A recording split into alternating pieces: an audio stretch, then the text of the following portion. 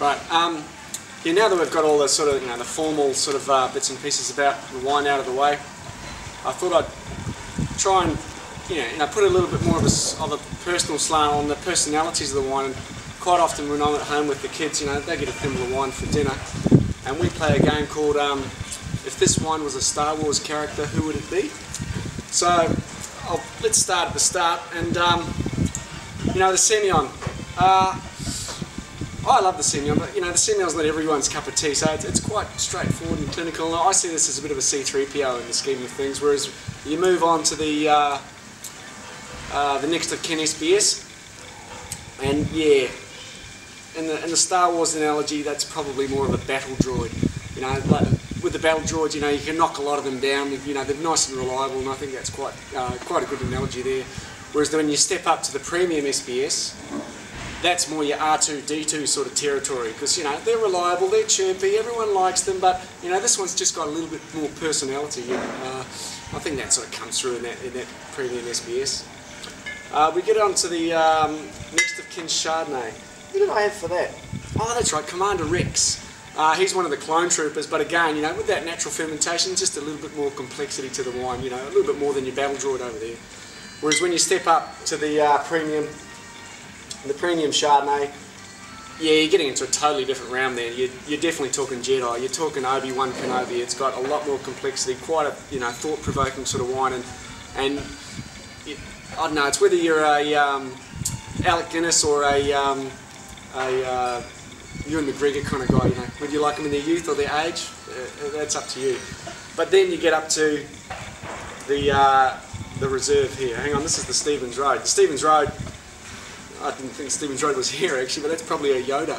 Come to think of it, it's quite unique. It's all-encompassing sort of powerful Jedi. But I thought that was the reserve, which is why I put it next to the Viognier, to be honest, because the reserve to me is just luscious, voluptuous, sexy, and that's got to be Princess Leia.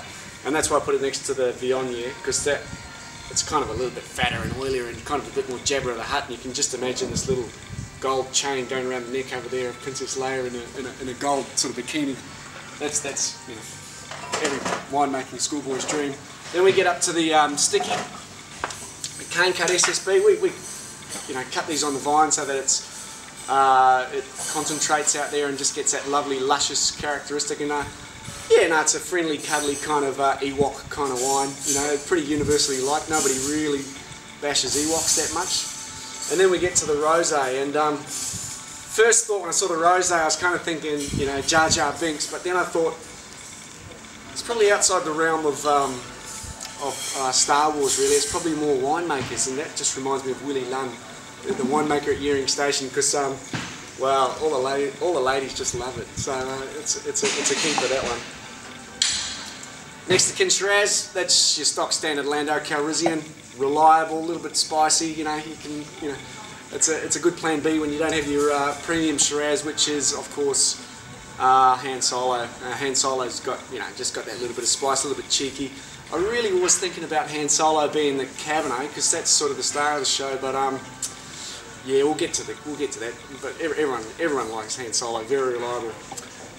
The Mourvedre, actually my kids helped me out with that one because I was kind of describing the Mourvedre. It's sort of dark and brooding and it's got a lot going on.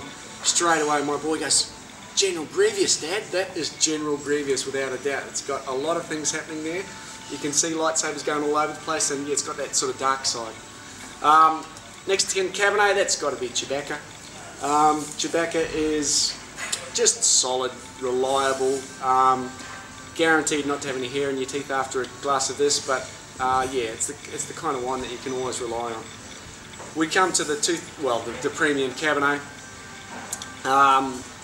Well, it's got to be Luke Skywalker, really. That's about the only guy left, and yeah, you can sort of see how Luke, as a young, gangly sort of kid, how he evolved into a pretty powerful sort of Jedi. So that's where I get that sort of analogy with that one. The reserve or the limited release. Well, it's got to be Darth Vader. It's got to be Anakin because obviously it's Luke's dad. So that's where I get that's the analogy there. But again, it's that powerful, dark sort of. Well, it's got a sort of good side and the dark side of the Force.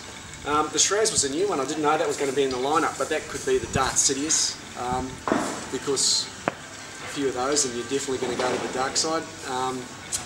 So there you have it. That's the that was my very quick impromptu with the help of my kids. What Star Wars character would this wine be? Stay tuned for the next round of vintages, when it will be what Rathbone Wine Group employee is this wine.